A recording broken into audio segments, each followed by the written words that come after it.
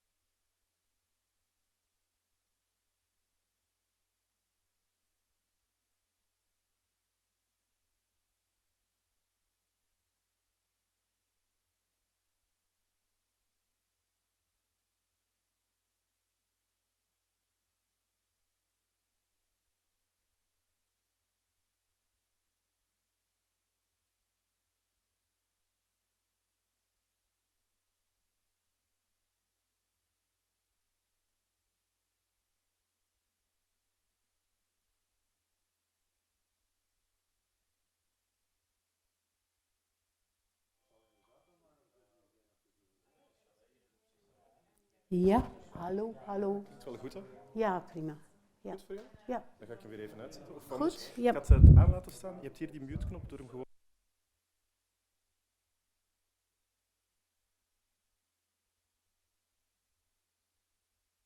Dan begin je direct te spreken. Hallo, ja.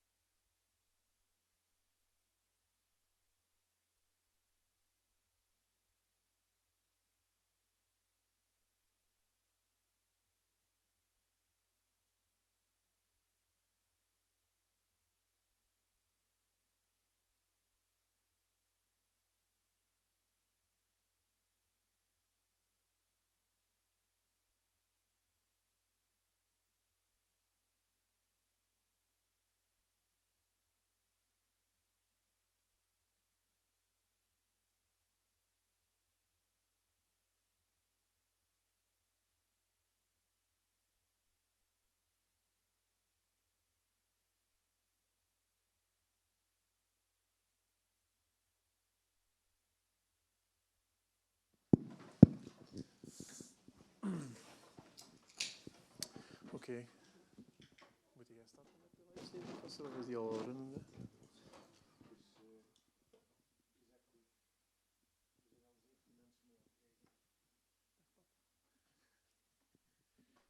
Dan gaan we van start gaan.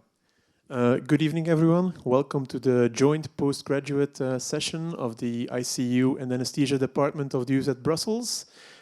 It is with great honor that I have the pleasure to introduce our speaker tonight, Ms. Coby Omvlee. Ms. Coby Omvlee was born and raised in the Netherlands, so she speaks Dutch if you have any questions, but we might prefer to keep it in English for the online followers. So she was born in the Netherlands in 1980s. Earlier, I'm sorry. You still look very young, though. So she moved to Norway in 1980. She runs a theater company there with her husband and Randy Storstad, correct? Who is the technician. So they run a theater company. However, at the age of 15, Coby was diagnosed with ovarian cancer. That's correct. She was treated with surgery and radiotherapy. Everything went fine. She said she was cured. But at the age of 61, she was very unlucky and she got involved in a car accident. And the long-term consequences of her radiotherapy had severe consequences for after the car crash. This meant I won't tell everything. Don't worry. So this meant Coby stayed in a hospital, just like ours, for a year. Many problems, many questions afterwards. So Coby decided to look for answers. She didn't find all of them, but she found some, and she wrote a play about it. She's not going to bring the whole play here. She's going to do a talk, which is a bit shorter, but in it, you will see that she will hold a mirror in front of us. It's something else. We're used to welcoming professors here, important people. It's very rarely that we see the patient on this stage, the patient that will tell us her experience, how she felt she was being treated, how she felt a hospital runs. So this might be very interesting for us. It's sometimes a bit confronting, I have to be honest. I've seen the talk already. But in the end, Coby tells it in a very even funny way sometimes. So she has a lot of humor, but it's something that might help us to start thinking about something that are happening in our healthcare systems. I'm not going to keep you any longer. I'm going to hand over to Coby now. Coby, good luck. Thank you.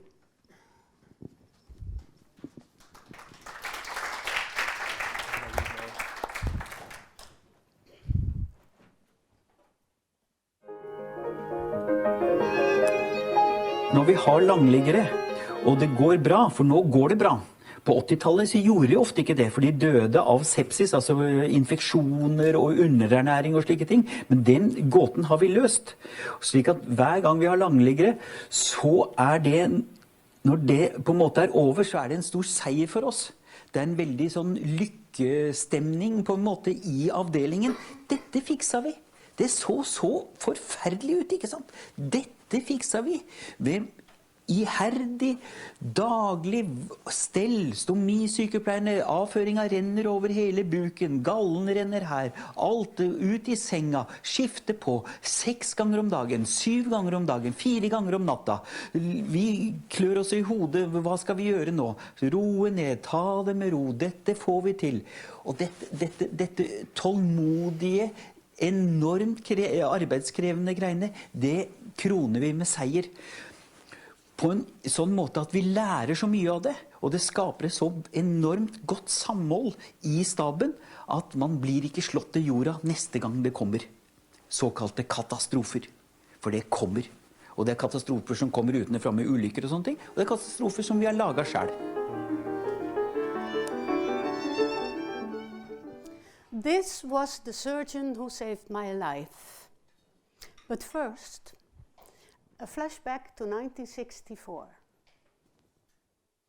The day before my 15th birthday, all of a sudden I found myself in the surgery room of a local hospital in Emmen, the Netherlands.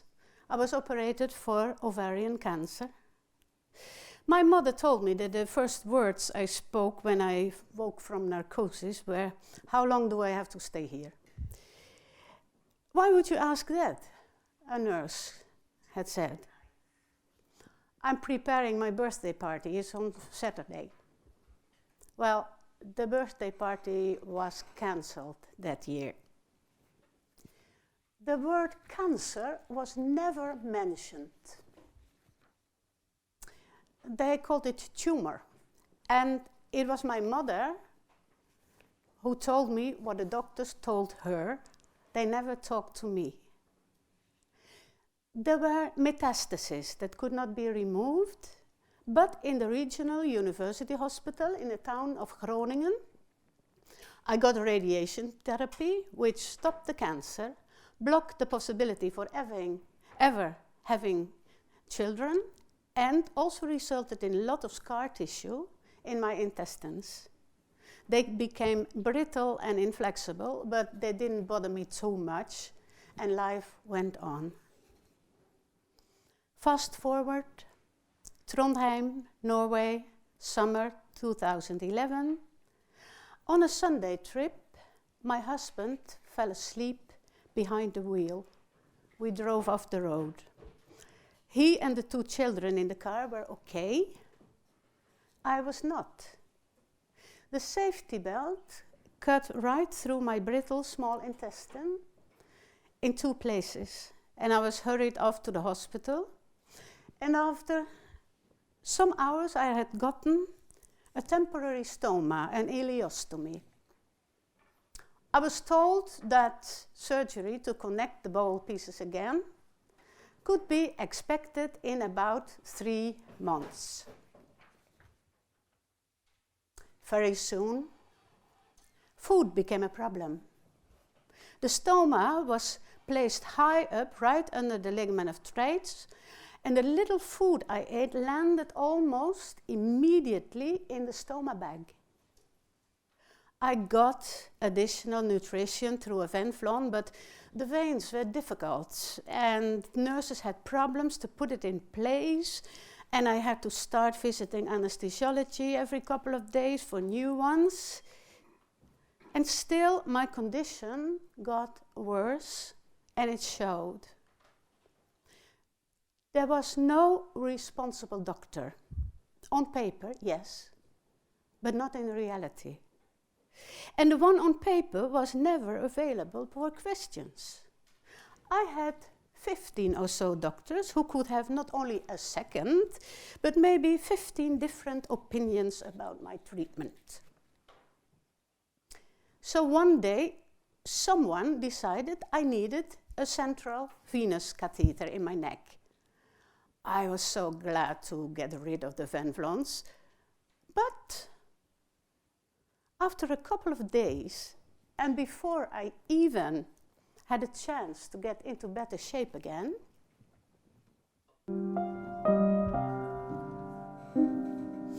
the tube by my neck is removed again. They say they need my bed. They say I am the perfect patient for moving elsewhere, since I've learned by now to take care of the stoma myself. Is that why they want to move me?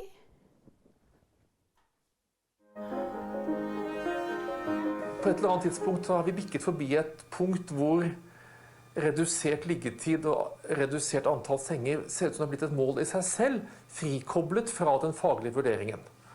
Og nå er vi der at vi blir presset, det er hele tiden overbelegg, det er hele tiden snakk om at vi må være fort å skrive pasienter ut, fordi det er så mange som kommer i akuttmottaket og nye som kommer inn hele tiden. Så det er et voldsomt press på det, og vi kommer i en situasjon hvor liggetiden for noen pasienter i hvert fall nok blir kortere enn det som er ønskelig. Og fremfor alt hvor det hele tiden er kronisk overbelegg i sykehuset, slik at man hele tiden må improvisere løsninger for å få plass til pasientene.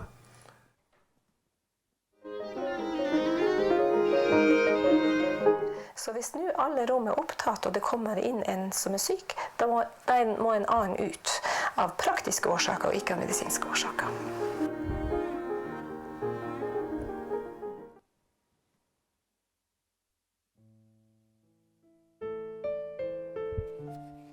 A taxi drives me to a rehabilitation center 20 kilometers from Trondheim, where I live, to wait there for my next operation. There's a doctor here, 1 day a week, but this week he's already fully booked. It seems you have to make an appointment. But I have a letter from the hospital all about my condition, so it will be okay. And there's another surprise. They cannot feed me intravenously here. So I do my best to eat with my mouth. And I want to be a good patient, so I sit on a chair and throw a beach ball during group gymnastics. I'm the youngest here,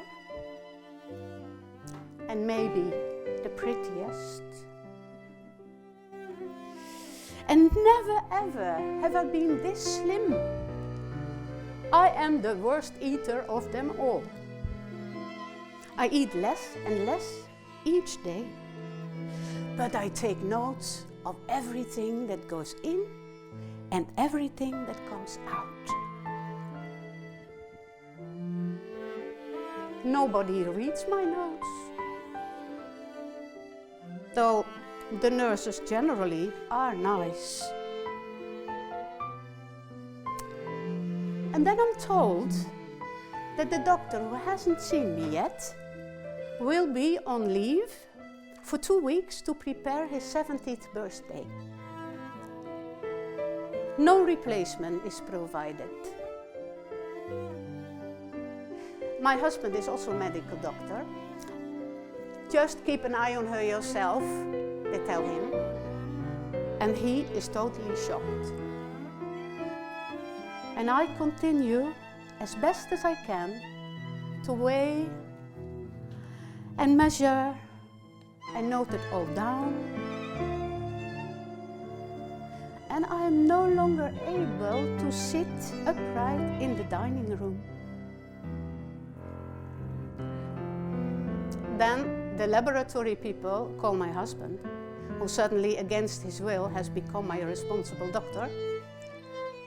The blood samples show that there is a danger of acute heart failure, and without immediate help, life expectancy is only 2 days now.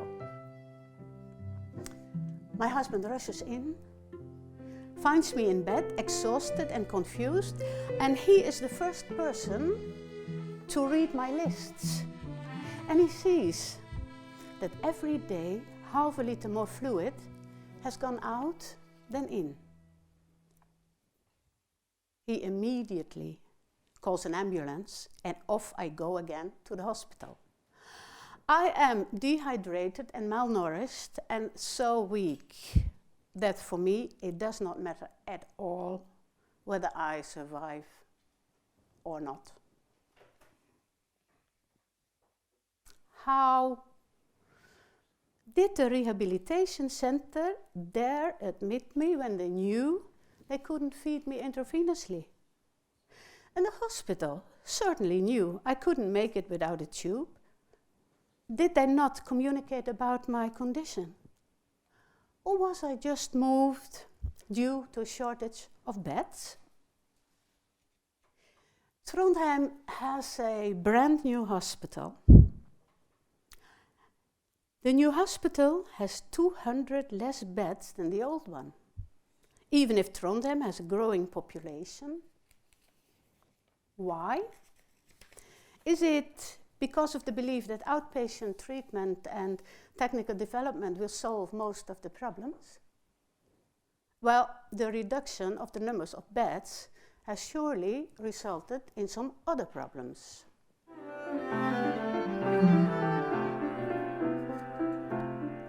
Beleggsprosenten på norske sykehus I gjennomsnitt, så vidt jeg vet, ca. 95%. Og OECD har jo basert på internasjonale studier sagt at det uforsvarlig å ha en beleggsprosent på over 85. Og dette finnes det vitenskapelig dokumentasjon for. Og i Trondheim har vi en beleggsprosent som er på ca. 100. Og vi er altså langt over den grensen som OECD har definert som en forsvarlighetsgrense. I was in hospital again, in intensive care, with lots of intravenous nutrition, and back to my hated Venvlons. Why don't they give you a Hickman catheter, a doctor friend proposed. Some of my patients are happy they have them. Why don't you ask the staff? I did. Of course, good idea, the staff said.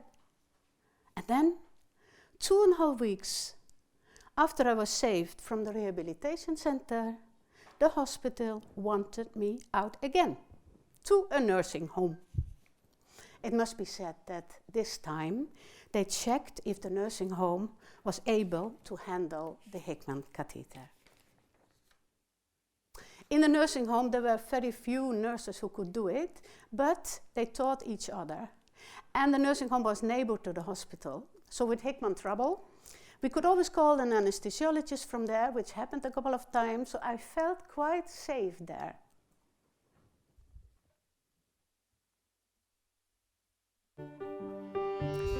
I work out in the physiotherapy room every day. I work out, I work out, I work out. Because I want to be in optimal shape for the operation that will put my dear bowels in place again.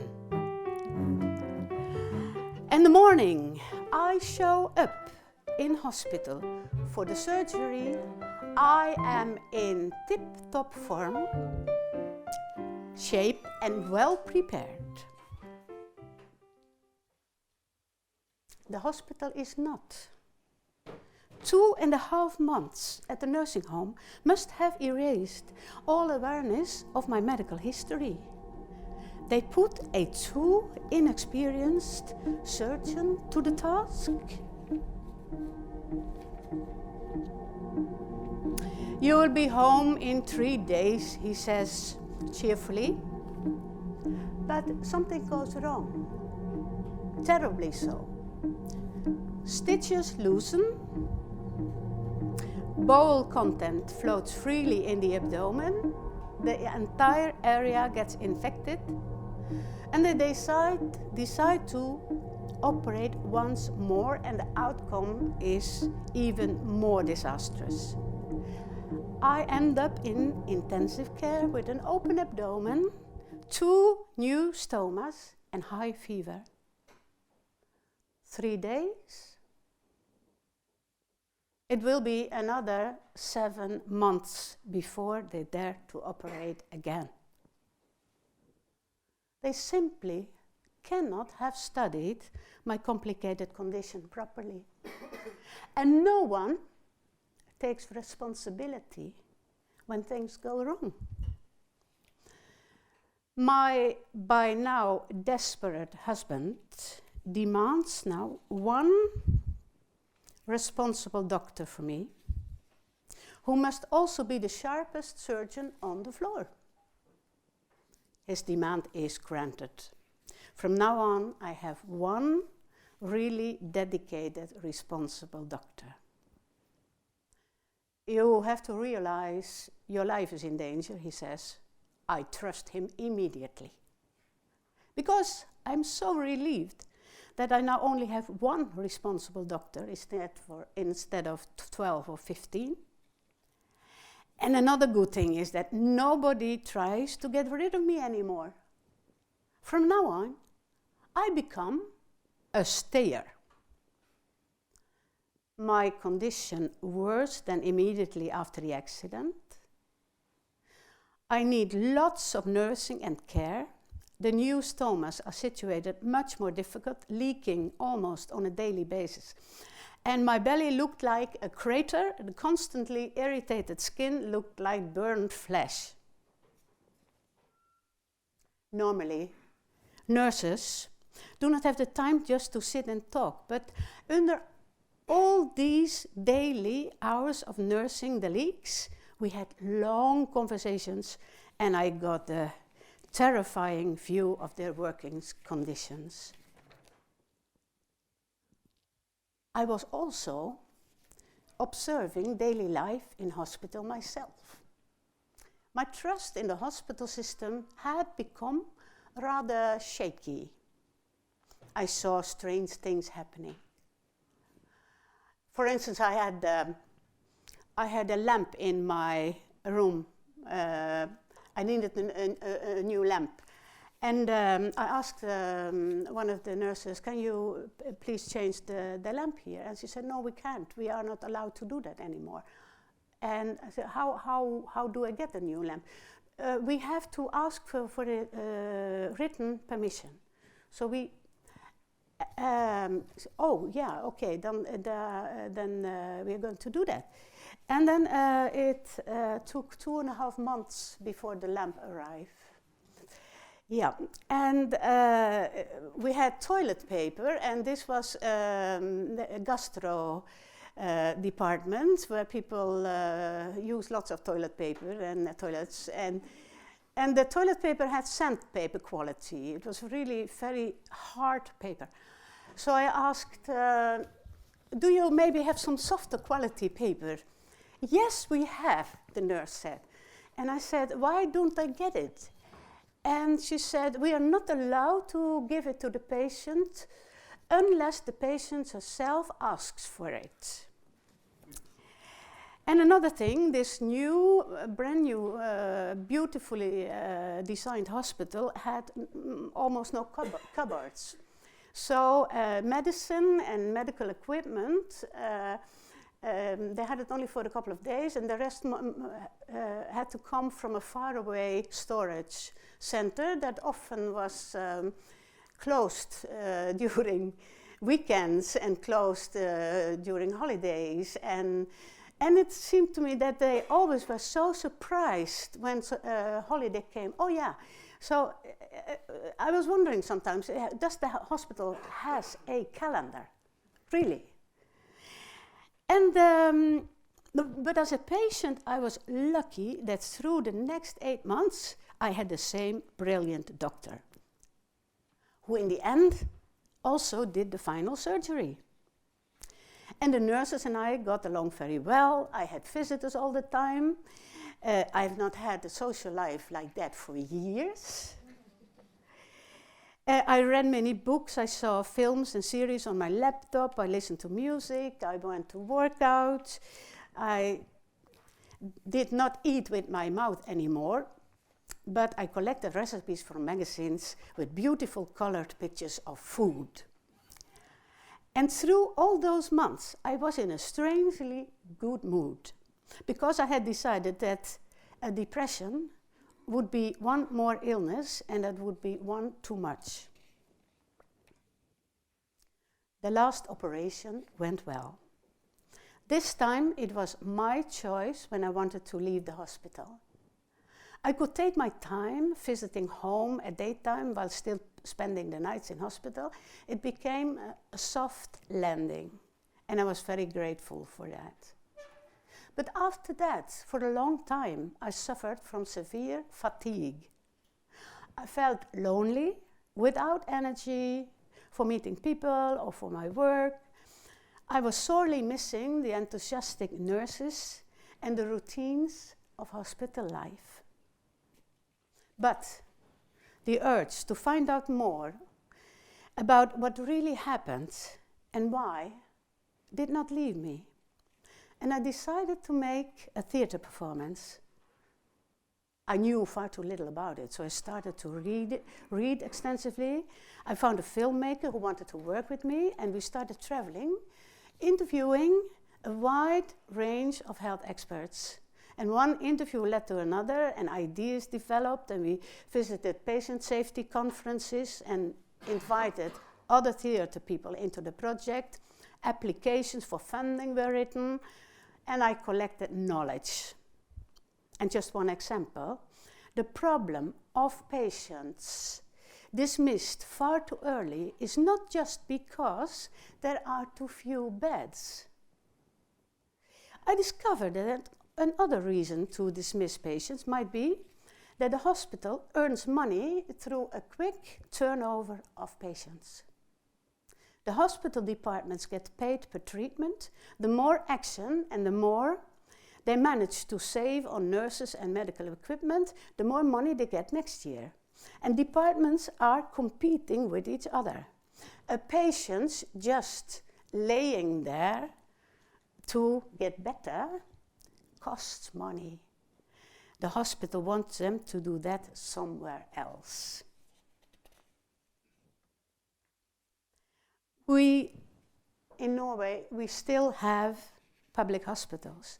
But the last 20 or so years, they are reorganized after a business model. It is called the new public management system, but in Norway, they call it modernization of public sector. And this way of thinking is based on the idea about the turning of public welfare into a market system in order to run it more efficiently. So we see that the healthcare system has been changed into a hierarchic system where extremely well-paid leaders often do not have a medical background and do not trust their medical staff really. There is a tendency going on of centralization, of closing down small hospitals. And the language that is used in this system is also very interesting. It is the language of the marketplace. A medical practice is described as a business. A patient has become a customer, a client, a user of services, or even biomass. They use it when they want to know how many people do you have on a waiting list, how much biomass do you have. Delivering medical care is producing a product, and treatments are financial transactions. Healthcare is now called health industry. Words matter, language matters. There is a difference between hospital patient and clinical teaching material, between a customer and a citizen. If we accept this language of efficiency, we will also more and more accept the dehumanization of our healthcare. By the way, at the University of Trondheim, now business people recently have become part of the board of the medical faculty, and this worries me slightly. The new public management is what I would call a totalitarian system. It demands loyalty to the leaders, not to the patients. It demands that the staff does not publicly criticize the system. And it demands extreme levels of report writing. The nurses in the hospital, they use 40% of their time now to write reports about what they have done. The system is keen on outsourcing all kinds of functions, and it keeps raising levels of bureaucracy. In Trondheim, the last year, the hospital hires more bureaucrats than medical staff. And the big consultancy firms have golden times and suck enormous amounts of money out of the system. To be honest, after 2 or so years of interviewing health experts, we knew much more, but we had also grown a bit pessimistic. Because we heard all the time about Scotland and New Zealand getting rid of the new public management system, but other places it still lived on, and certainly in Norway. But then one day, someone we interviewed mentioned that interesting things were going on in Denmark. And we got curious. We traveled to Denmark and interviewed experts and discovered the Danish so-called trust reform, which simply means that the leadership trusts the professional quality of the medical staff and that they actually, most of all, want to do a good job. And that the most important relationship is the one between patient and the attending doctor or nurse. Everything else is meant to be around to stimulate and to facilitate that special relationship. So we found hope at last.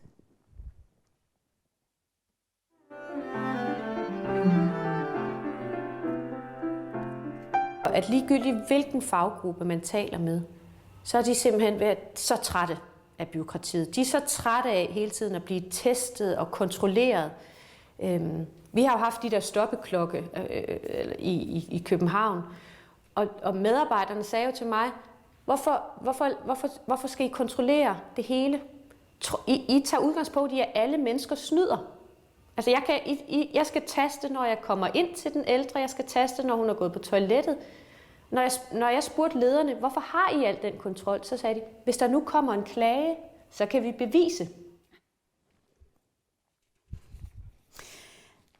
This trust reform is also called value-based reform, but it has the same goal, and we hope, of course, that Norway will follow. And we know there are beginnings. The same Nina, you saw here, she told us that she got a lot of visitors from Norway, who from all kinds of small communities and so on, who asked them, how do you do that? How did you get rid of new public management? And so she was very optimistic. She says there's a lot going on. And I see also that recently it gets more and more in the public debate. So there are beginnings. A patient is not a customer. A customer has a choice. I had not chosen to get cancer or an accident. And another thing, the patient is not sent into this world to help hospitals earn money. The patient, in a fair and good system, pays for health through taxes. If everybody would pay their taxes, we would not have any problem to keep up a qualitatively excellent and free healthcare. Just 2 weeks ago, the Norwegian State Economic Crime Unit, called Økokrim, has singled out tax evasion as posing among the biggest threats to the welfare state that's been built up since World War II. Everything from subsidized daycare to pension payments is threatened by Norwegian individuals and companies that avoid paying taxes owed. And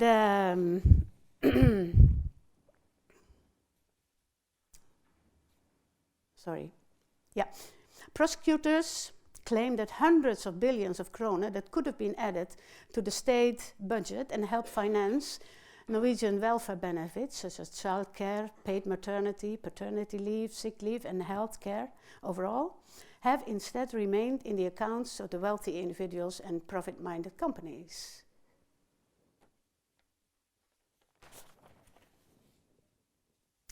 And what for me was very important was that this now came as an official statement for the first time. I've never seen it so clearly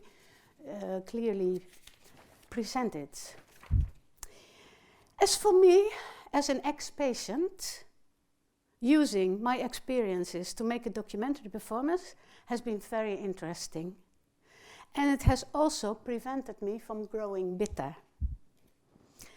It took 3 years from scratch to the premiere of our play Teater, where I play situations from my life as a patient and where I connect my experiences to the bigger system. And it is utterly rewarding to perform for doctors or nurses on conferences, for medical students, patient organizations, etc. Both the theater play and the talk, which is the short version, will be performed until the end of 2022. And I learn all the time, I meet a lot of interesting people. So we are going to talk a bit afterwards, and don't hesitate to ask your questions or say what you think. Men går det galt, så går det galt. akkurat som i styggere land.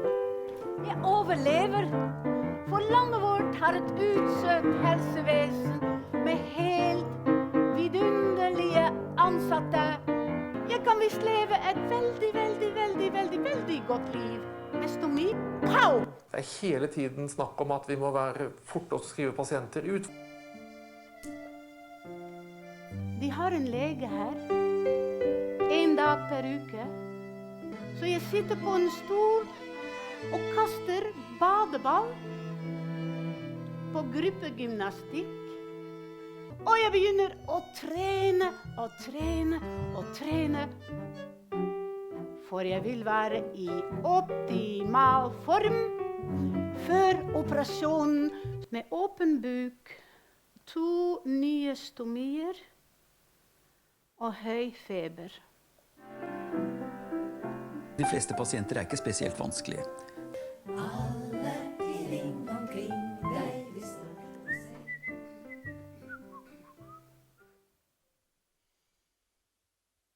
Jeg lever fra dose til dose. Men når billigste anbud blir viktigere enn pasientens opplevelse av det å være pasient. Og kan vi stole på et sykehus som skaffer seg svære planter de ikke klarer å holde liv i? Jeg er ikke lenger innlagt på sykehuset. Jeg har bodd meg helt inn her. Alle disse har et stort og tungt formål. Det er å få til god pasientbehandling for den som kommer hit og som trenger oss. Thank you very much.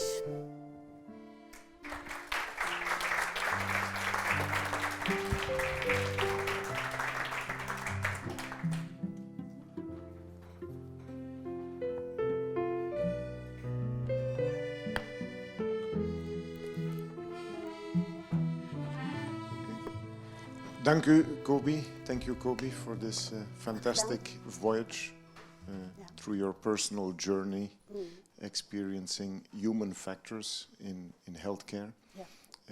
Because it's all about non-technical skills. We as a doctor, we are not taught about how to deal with patients and these kinds of things that you nicely reported. The presentation is open for interaction and feedback. If someone has a burning question for Coby, I will ask one. March 21, we are preparing for JCI visit, which is accreditation, which is checking that everything is there. So nurses will spend a lot of time dealing with this. What is your opinion on the so-called quality label of hospitals? Like in Denmark, hospitals also had this, and they no longer are chasing this. Could you comment on this? I'm not sure I understand that question totally. Do you mean the making secure that all the procedures are done properly, or? Well, it's a whole. Maybe the medical director could explain. It's a whole procedure. Het is een hele procedure waarbij het ziekenhuis geaccrediteerd is, een kwaliteitslabel krijgt. Maar om dat te bekomen is er een belangrijke vinkcultuur.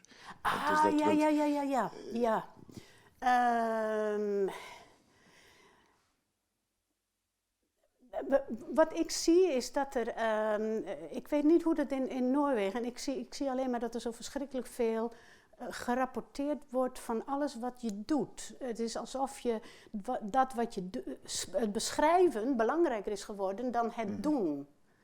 En dat vreet aan het contact tussen de patiënt en de verpleging.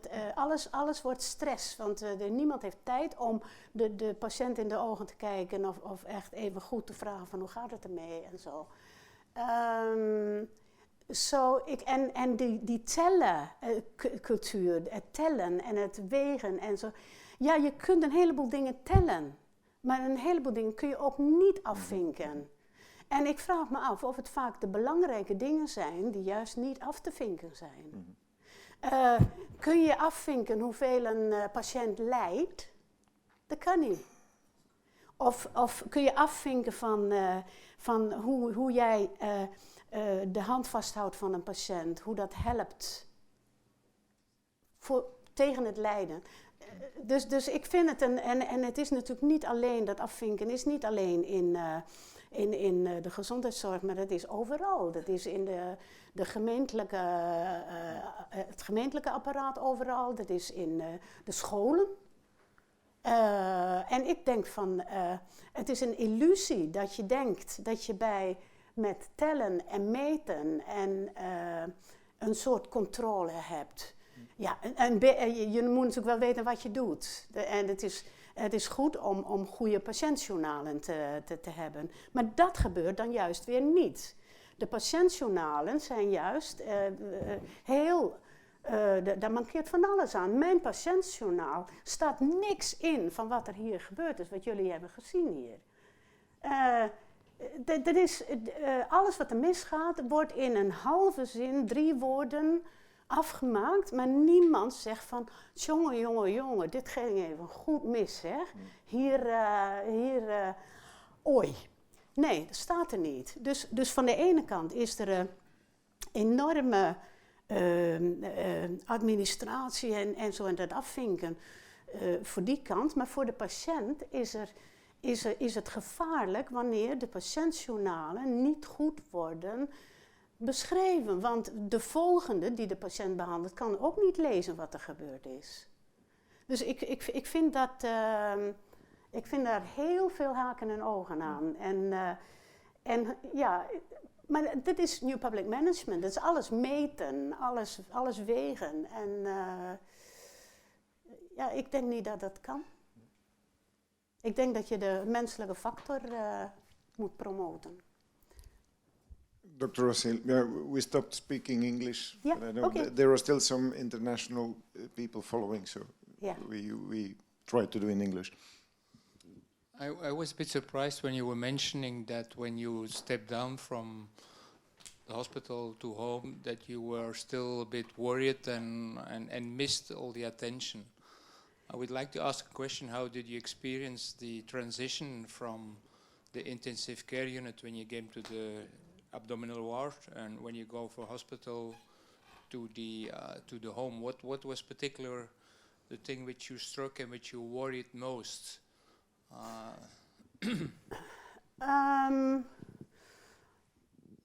I had this. I had many nurses.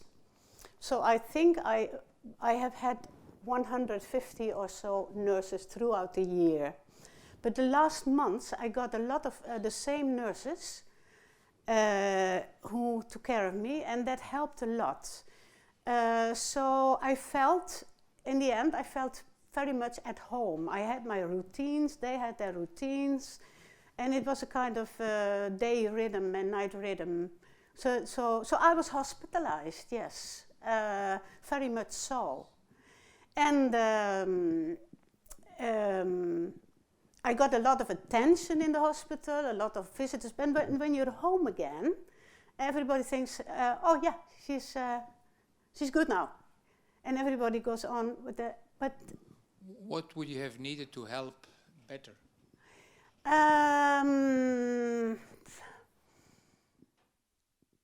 I don't really know. I think if somebody had prepared me a bit more, and maybe done a kind of dismissal talk, maybe that would help. You say you have to count on this will be a bit difficult for the time to come. Would it have helped when you would have been invited or would you have been called from the hospital by one of the nurses you know very much and say, how are you going? How are you doing home? Yeah. Or when you would have been invited to come back to the hospital, yeah. Were there things that would have helped? That would have helped, yes. How's it going? And you can tell, and if there are any problems, you can air them, and yes, I think so. And I'm not talking about hours or so, but yeah. But it is. I accept that it is difficult because you go from a situation with a lot of attention, and then suddenly it stops, and you have to go on with your life again. And I do work that needs a lot of physical. It's very physical, and that I could not do it in the beginning, but it came again. So it took time. Yeah.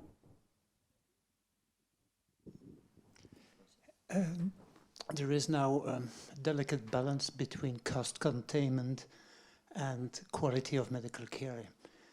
My question now to you is, do you believe that with the uprising of artificial intelligence and possibly the investment of hospitals in informatics, that this could be better? I'm not sure. You said artificial intelligence. Yes, artificial intelligence, if it merges with human intelligence, could improve the quality of the care we can give. Yes, of course. But then you say with human intelligence, and if you don't forget the human factor, the human contact in the work at a hospital, then there's nothing against that. But the problem is that the human contact is disappearing.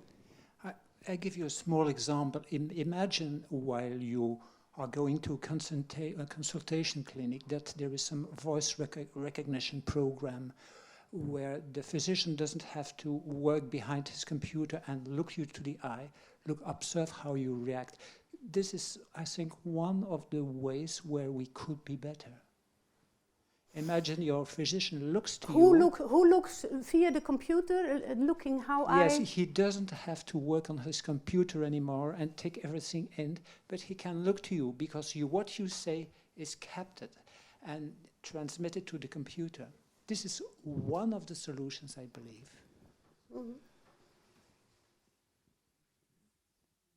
And another solution would be to, but this is still future talk, a real big investment of hospitals and informatics where we would use the computer less but more our fingers with the screens, where everything would appear much more faster. But do you believe in this system? Faster? Yes. What is going faster? Imagine now you are going to a consultation and people ask you, what do you have? I have a heart problem. Yeah. The physician doesn't write heart problem, but ticks on the body where the heart is. And it's in the computer, but he can look to you. He can have more information. This is, I think, future talk. Mm. It's interaction, humans, machine to help the patient.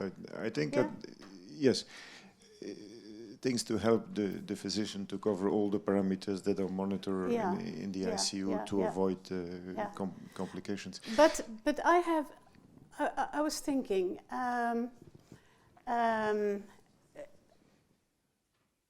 there was a lot of talk about monitoring the patients and so on, and that's good. I was on a library boat playing performances, and the librarians told they had a librarian who was a very good administrator. She wrote down every book, and it was pre-computer, every book and every person and so on, and she used the whole hour they were there to write down and so on.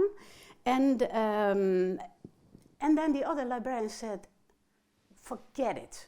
We let people, we have the people here, and they say they take 5 books, and next time we come here with the boat, they take 5 books back. And we are not interested in which books at all, just the books come back. Yeah, but then said the other librarian, how do I know what kind of books the audience wants? Because then I can't see it anymore. But the other librarian said, yes, but we know. We talk to the people all the time. And then if we're not over-administrating, we have time to talk to the audience. And that is the central thing. And that is, I want to have into healthcare. That the being with the patient, the following the patient, the talking to the patient, making the patient feel seen and feel respected, it must be the central thing, and everything else is supporting that. But like it's happening now, is that I've seen that there is less and less and less time for the patients. Patients are lonely. They are laying on one room for just one patient room, and that is very luxurious, but it is also can be very lonely. So you know, yes, of course, I am for. I love development, and I see that a lot of interesting things happen, but it should not go on, how do you call it? Het moet niet ten koste gaan van een goed contact. Dat is eigenlijk mijn idee. Yeah. Yeah. I see there are some nurses in the room. I hear you say that you would have loved much more time with the nurses. In Belgium, the nurse-to-patient ratio, or the patient-to-nurse ratio is very poor compared to other countries, so nurses have less time. I hear a lot of frustrations that they have to do a lot of silly things, quality measurements, registrations, filing reports, and so on. Yeah. So is there someone of our nurse team who wants to comment on this? Because it's a big issue. And we leave the patient in the cold, so to speak. Yeah. Madeleine. Zeg al uw frustratie.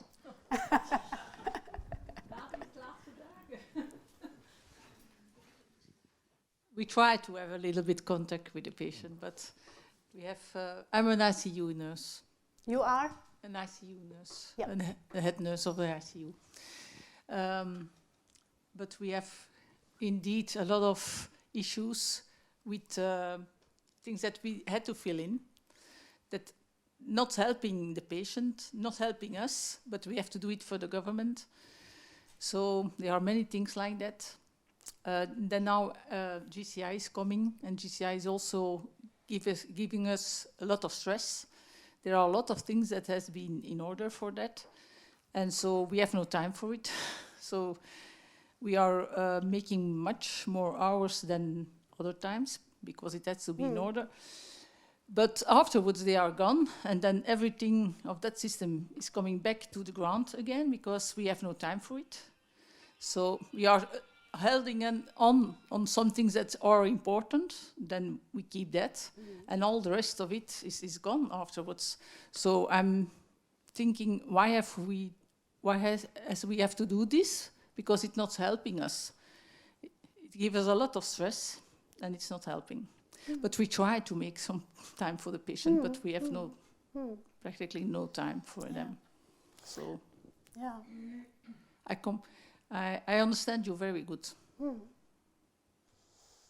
One of my nurses, she came from the cancer department, and because the cancer department had how do you call it? Ze waren gekrompen. Ze hebben verpleegsters ontslagen, dus zij kwam bij ons terecht. En toen ze vertelde dat de verpleegsters hadden gezegd, ja, maar wij zijn al zo overwerkt. Hoe kunnen jullie dit doen? En toen zei een of andere technocraat in de studie, dan moeten jullie maar wat harder lopen tussen de patiëntkamers. Terwijl ik als theatermens heb geleerd dat is helemaal fout. Je moet niet hard lopen en hijgend in een kamer aankomen en zo met je gedachten nog bij de andere patiënt. Je moet juist, je doet de deur dicht, je moet ademhalen, op nul stellen en dan kun je verder. Je moet geconcentreerd zijn daar waar je bent. En niet gehaast van de ene naar de andere. Dan ga je ongelukken maken. Dus dat is het. En ik snap het niet, want als je de aantallen ziet van bureaucraten die al dit soort vinktoestanden lezen, als ze dat doen. En dat er een enorm tekort is aan verpleging. En dat de verpleging die er is, heel vaak uitgebrand raakt. En binnen een aantal jaren gewoon wat anders gaat doen. Want hou het niet vol. Maar het grote probleem is dat wij betaald worden uit dat systeem. Dus als wij niet goed scoren... Dat niet? Als wij niet goed scoren voor de regering, worden wij niet betaald. Ja. Dus ons betalingssysteem van de verpleegkundigen zit daarop gebaseerd. Ja. Ja. Dus ja, het is wel ik heel vind belangrijk dat we dat goed doen. Ik kan het niet begrijpen. Waarom dit soort gedachten... overal in Europa zie je dat het doorgevoerd is. Ja, nou dus niet in Denemarken langer en zo. Maar het is een hele foute benadering, mijns inziens. Het is totaal fout. Ja, ja.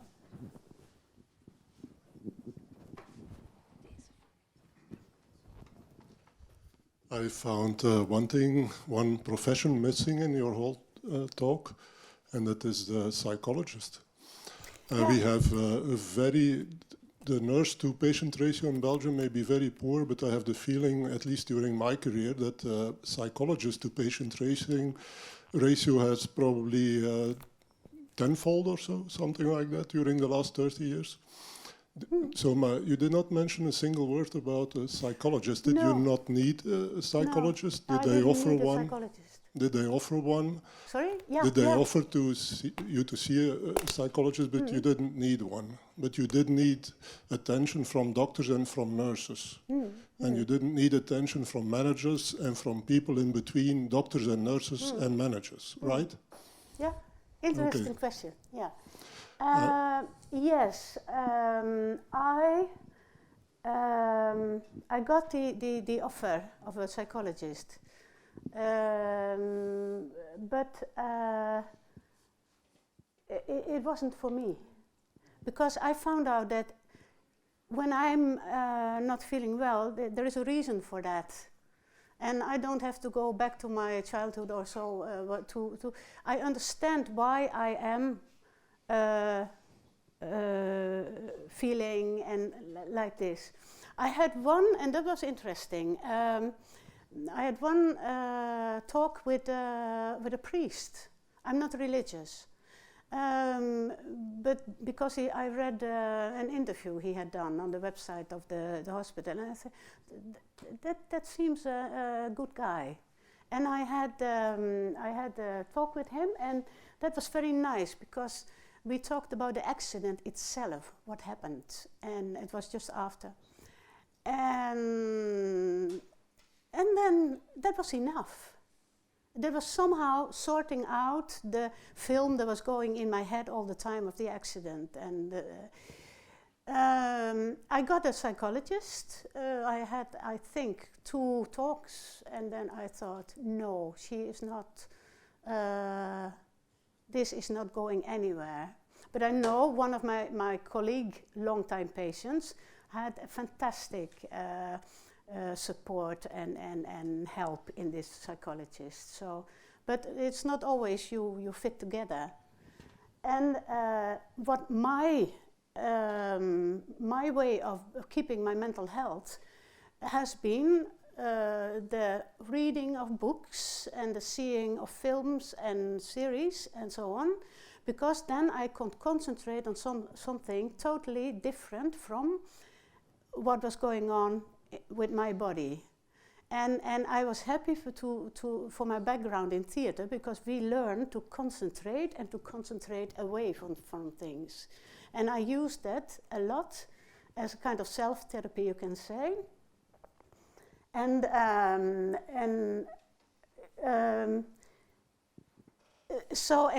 that's one thing. And the other thing was, I was very, I have a big family, and they came, And I have a good circle of friends, and they came, and people from, there were people all the time, and I felt really in a kind of warm nest of good attention. So, and I could get myself out of the pitfall of getting into a depression. I did it willingly, and it worked. So I did not. But everybody gets offer of a psychologist, yes. But it was not visible much in my career as a patient, I can say.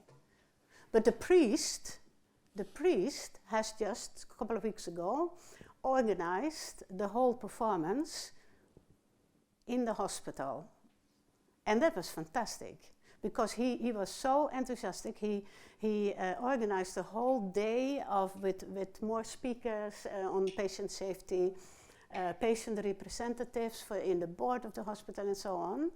And he was good. Yeah. Coby, you mentioned that when you looked through your own patient files and records, you didn't find the notes explaining the complications or the things that went wrong. No. We don't have a culture to speak up to each other and to tell you've done this or this and maybe we could have done something else. What would you like as a patient? If there is a complication, we like not to talk about it. We like to circumvene it. Yeah. So what would you like as a patient that we as doctors and caregivers do when something goes wrong? So if they would have said, sorry, we screwed up, we're very, very sorry, I would have forgiven them on the spot. So I don't have revenge thoughts or so. But it never came. And that I found was weird. And another thing is that for the pre-operative talk, 1 week before they were going to put the bowel back, we had a half day in hospital to prepare, yeah? And my husband was there, I was there, and we talked about this complicated situation. And from this talk, nothing came into the patient journal. So the surgeon who was going to operate me could not read anything about it. And nobody, and that is one thing too, the responsible doctor for a serious patient over time was not there.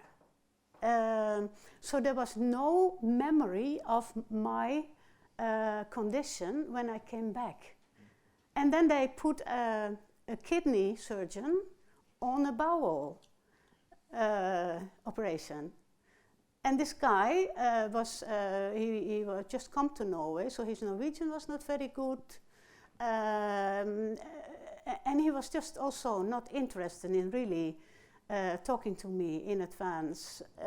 And afterwards, he said he was so surprised that it had been so difficult. And I said, how can you be surprised? Because you could have read it. That it is difficult. But so it is dangerous not writing down in the patient journal what really happened.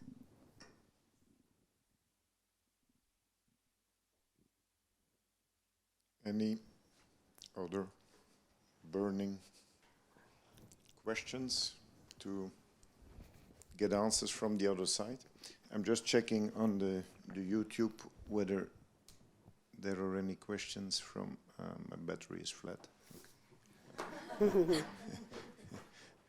okay, I'm just gonna check the YouTube channel if there is any burning question over there, but I don't see it. Domin, do you want to close? You opened, so I give you the closing word because it's thanks to Domin that Yeah. We heard your fantastic I know. story. I can tell a story. So Domine was on the European Society Anesthesiology meeting in Denmark, in Copenhagen, 3 years ago. Where 2018. 2018, Yeah. 2 years ago, where Coby gave a presentation for the whole scientific community of anesthesiology. Yeah. So that is where it started. Domine, you can close. Thank you, Manu. Coby, let me thank you for coming here. We got Coby here because she was actually here to give a talk at the European Commission. Sadly, Corona interrupted her talk, so she could not make it to the main hall. But luckily, you were able to come here. Corona hasn't yet reached us. Well, almost. Thank you all for coming on this Friday evening. The people on the YouTube as well. Yeah, for the people here, we have some delicious cakes. For the people on YouTube, I'm very sorry. You'll have to do with what you have in the fridge. But thank you all for coming on this Friday evening. I know it's a Friday, we like to do other stuff. But I think this was, for everyone, very interesting to hear from someone who went through so much. I hope we all take something home with us. But maybe it makes us think about how we interact with patients or how we practice, how we work in a hospital. If we all do that, if even some people leave this room and think like, maybe we should do some things in another way, I would think that Coby's talk was successful and she would be very happy then. I have a lot of ideas. Thank you very much. Good evening. Thank you. And if you want to talk to me a bit here, it's okay. I'm here. Sure.